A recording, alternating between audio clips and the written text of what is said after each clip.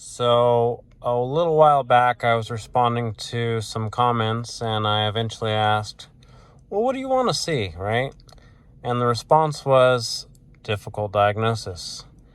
And I decided, well, how am I going to do that? What qualifies as a difficult diagnosis to a so-called diagnostic specialist? To me, a difficult diagnosis always involves something intermittent, and that's why this vehicle qualifies for a difficult diagnosis. Today I've got a 2021 GMC Yukon, reportedly has multiple electrical issues, multiple systems not working, but only sometimes. I do have the luxury of knowing that this vehicle recently had a lot of body work done, so they had a lot of things taken apart, but that doesn't matter because it's not broken right now, and I don't know what systems are broken or not because we just don't know. I don't even have that information on what's going on. All I can go off of is checking codes and seeing if there's anything to grab onto from there. So for codes, I've got about 1 million of them. They're all history, nothing current, and the vehicle's not broken right now. So this would definitely qualify as a challenge.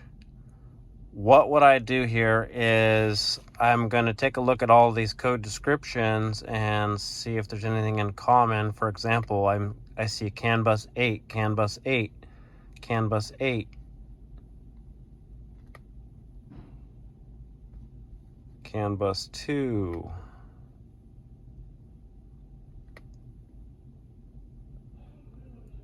So it looks like I may want to take a look at the CAN bus 8 schematic. Primarily, is that's what we're seeing. Is I'm seeing a long-range radar modules unhappy with CAN bus 8, front view camera modules unhappy with CAN bus 8. Image processing modules unhappy with CAN bus 8. That's probably a good place to start. And then this one said lost communication on CAN bus 2, front view camera. So front view camera is unhappy with CAN bus 2 and CAN bus 8. So I don't have any codes set as current, but I at least have something. I have a few modules that are unhappy with the same network, and that would kind of coincide with having multiple electrical problems and multiple systems having a fault. So let's go over there and look at the CAN bus schematics. Another thing is that because a difficult intermittent diagnosis always involves a lot of drive time, a lot of time where the vehicle has nothing wrong with it, no action. It's very hard to predict when I can actually record something or not. And that also happens to make it very difficult to make a YouTube video out of a intermittent difficult diagnosis. So it's also a difficult video to make. We're going to see what we can do. So after I decided to go after CAN bus 8 and CAN bus 2, I discovered that they both share something in common. This is CAN bus 8. This is CAN bus 2. It's just spread out over two different diagrams. But they both in common have the X270 connector and the X275 connector. Both networks go through these two connectors. Remember, I said that I have the luxury of knowing that this vehicle just had a bunch of body work done to it. So again, this is CAN bus 8. This is CAN bus 2.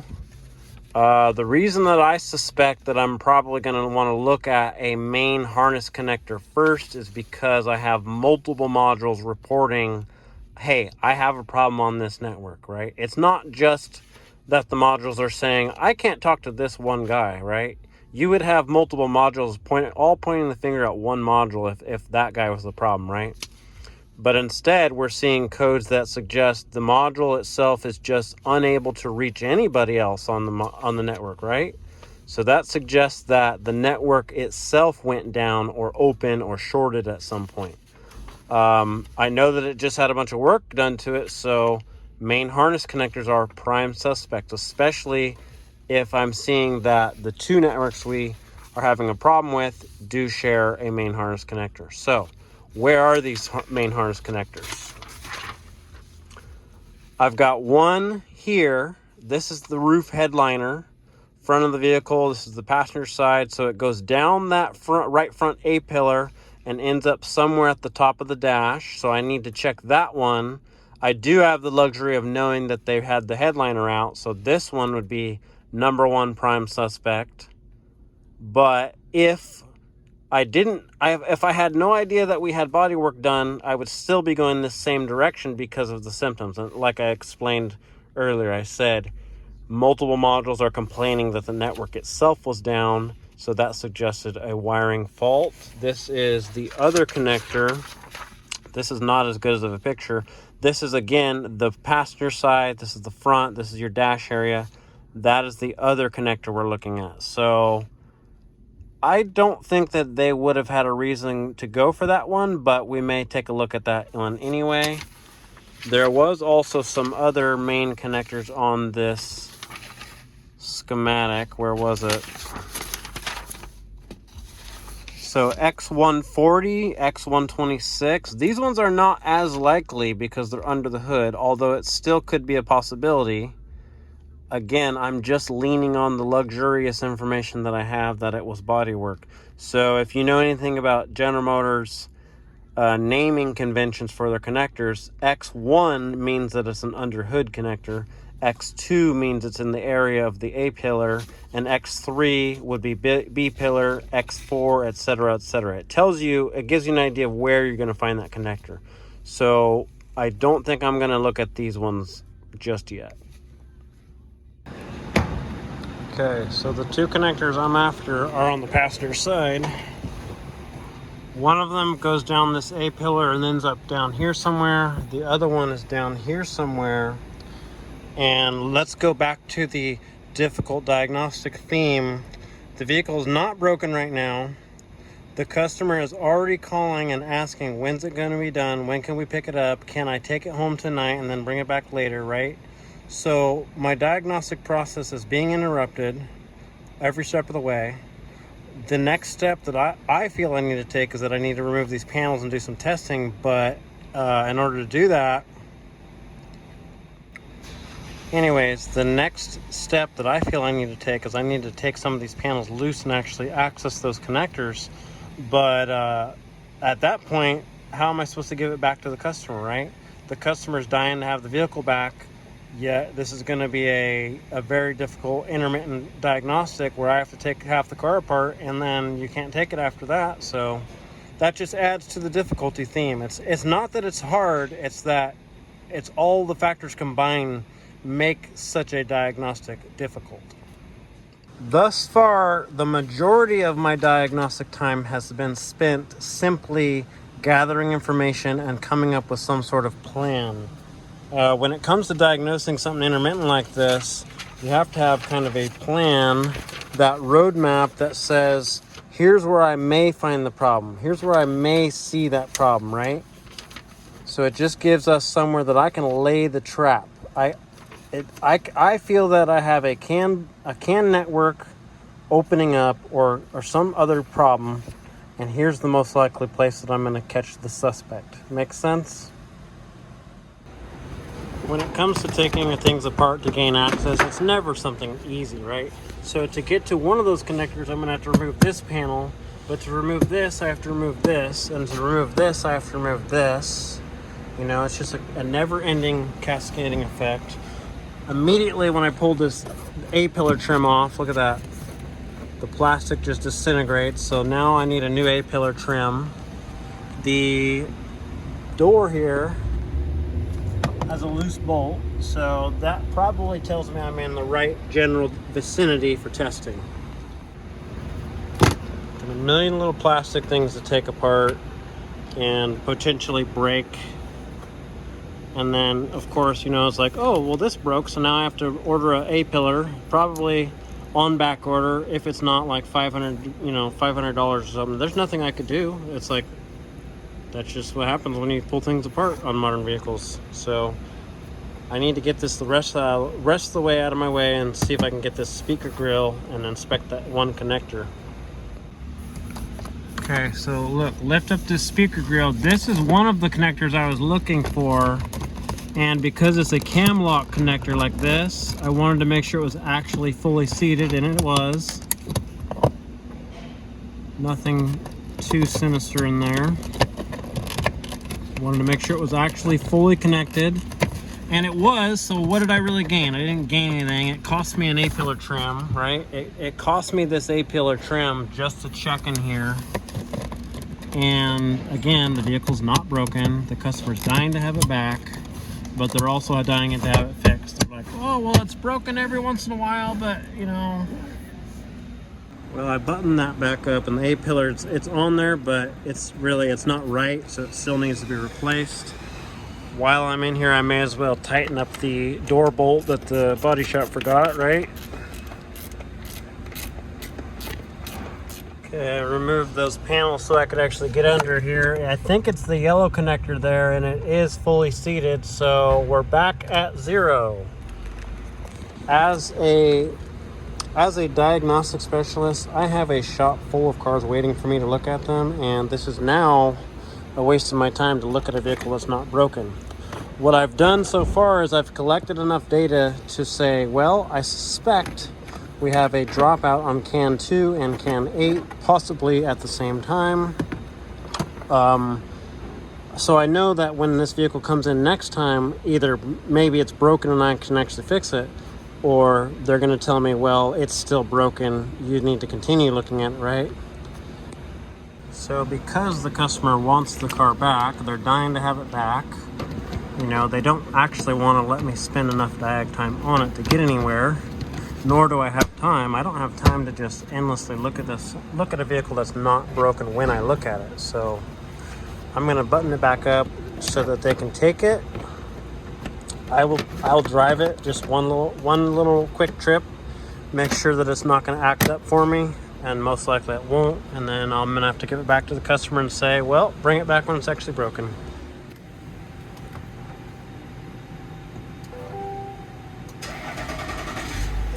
Okay, so I'm going to take it for a quick drive. It's probably not going to act up for me, but if it does, then great. Then I'll actually be able to come back to this and chase it down.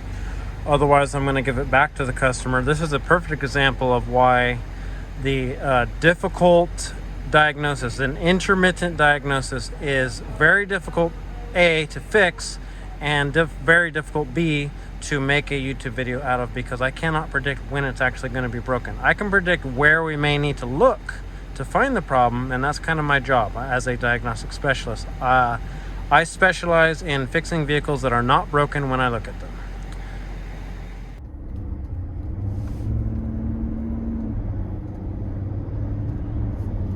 So even with a road test, I still have not experienced any codes and symptoms.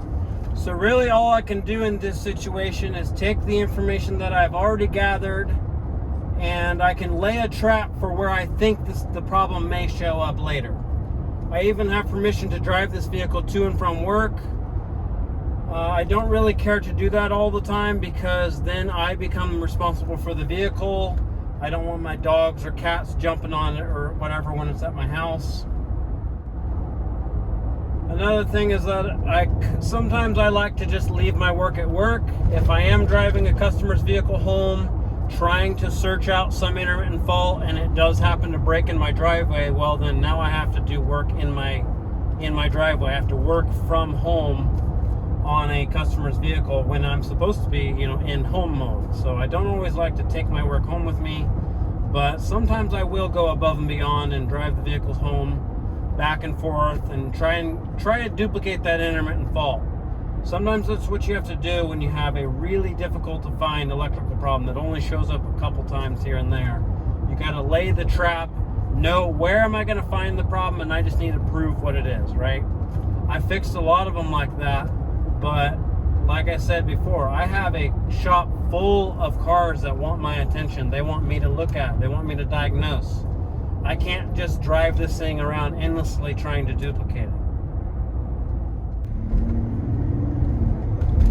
If the problem hasn't shown up thus far with driving it, disturbing connectors, hitting bumps and all that kind of thing, it's not going to show up easily. It's going to be something so weird you won't even believe it, right? Or maybe I'll just never find it. I may never even find the problem, and I'll never even use any of this footage, right?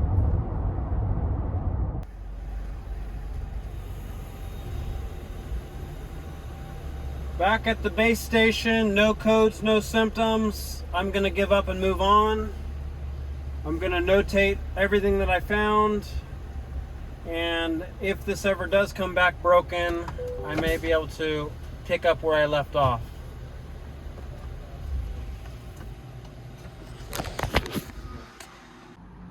Next day, it's after hours. I'm about to drive this thing home.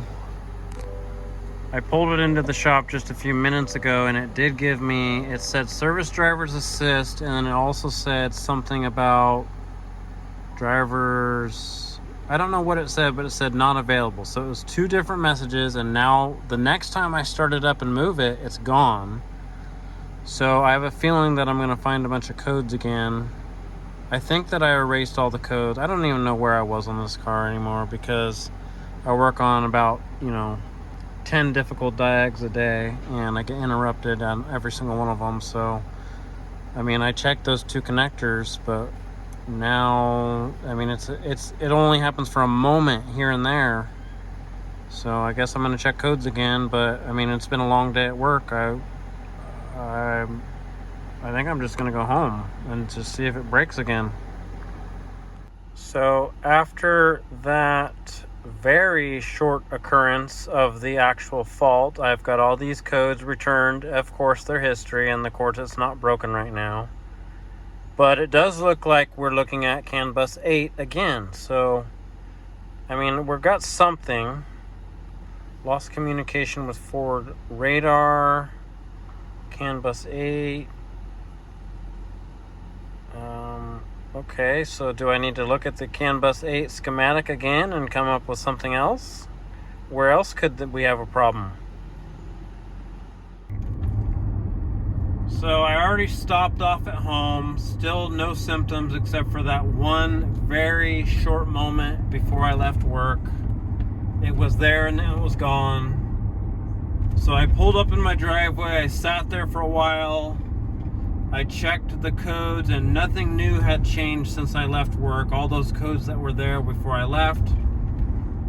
Still no symptoms. I decided to drive it further. I'm just taking my wife out for a nice drive, doing a quick loop, and we're hitting all these bumpy country roads. Still no symptoms. So this definitely qualifies as an intermittent difficult diagnosis. When I get back home, I might give up for the night because I'm supposed to be in home mode, but I'm thinking that when I get back to work tomorrow, and possibly when I drive back to work tomorrow, I'll have some more drive time and maybe some temperature swings, right?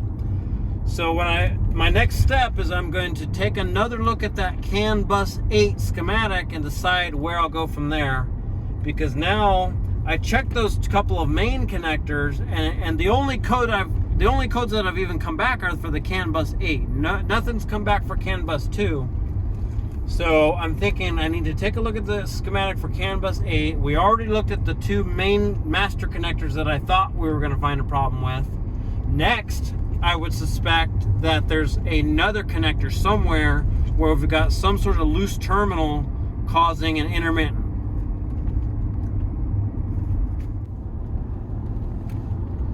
Going down this long grade, it's a good time to test out the 3-liter Duramax, that diesel exhaust brake operation. It seems to work okay for a diesel. Diesels don't have great engine braking to begin with. I had to put it in tow haul mode to access that exhaust brake though. This is just more drive time for me to see how these things feel, because I don't actually get to drive them except for when they're broken and there's some sort of problem. So I think this is what, 3-liter with a 10-speed? 3-liter 10-speed. Apparently with nothing wrong with it.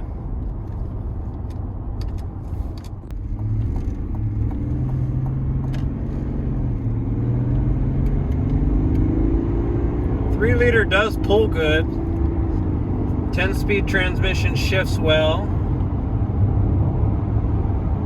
still don't think I would own one though. Too expensive. Too expensive for me, too expensive to fix.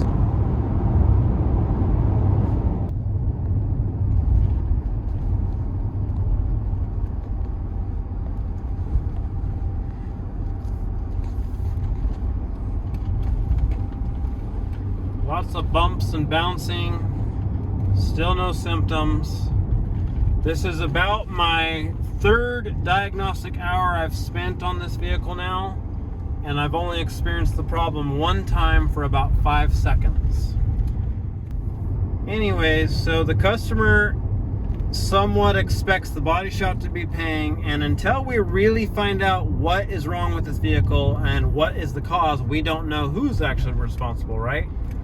Let's assume that the body shop is paying for all of this time, right? That means I almost have a blank check and I can spend almost as much Diag time as I want. But like I said, I'm on my third diagnostic hour. I usually have other vehicles to work on, and this one's not even broke for 90% of the time that I'm looking at it. So that just makes it a real challenge to get anywhere on this vehicle. And especially as a flat rate diagnostic tech, this is not really making me any money. And I can't really give up on this vehicle, because at this point I have actually experienced the problem. Me as the technician, I have experienced the customer's problem. I saw the fault message. It was only one time or 5 seconds, but I saw it. Okay, I can acknowledge that those codes meant something when it came in, and we may actually have a fault to chase down on this vehicle. It's just not going to be easy to do it.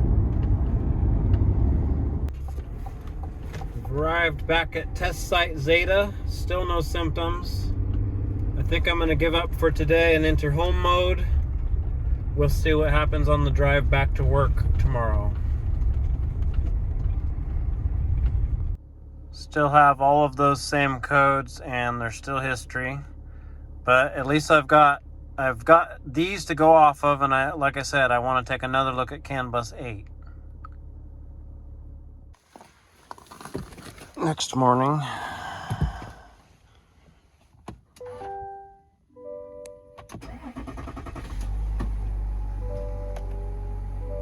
forward collision unavailable, service driver assist. So this happened overnight. Nothing's changed since then. The seat's trying to crush me. Let me get my scanner going. Well, as I'm sitting here trying to get booted up and trying to get the scan tool booted up, the laptop battery just died, so I'm kind of screwed there. I'm just going to drive to work now, and I'll check codes there. But I did notice that the collision indicator is yellow. Maybe it was like that before and I didn't notice, but that's something.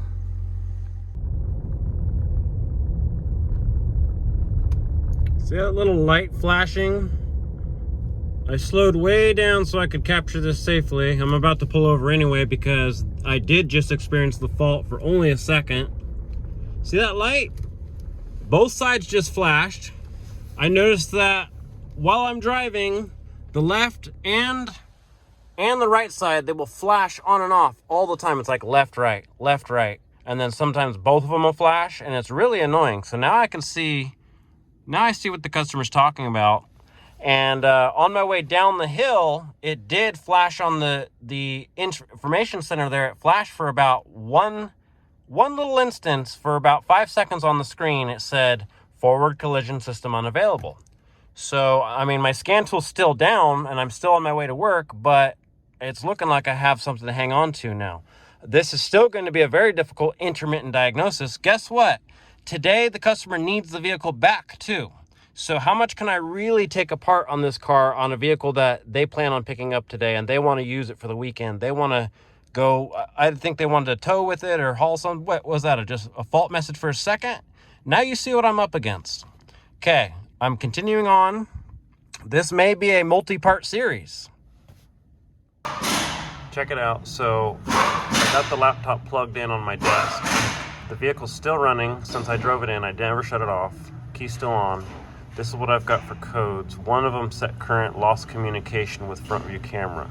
So at least I've got something when this vehicle comes back. I don't know how much progress I can really make on it today because they want to take it, but slowly we're gathering information so we can come up with a plan to catch this person in the act, plan to catch the fault in the act. Okay, this is the first time I shut it off since driving in.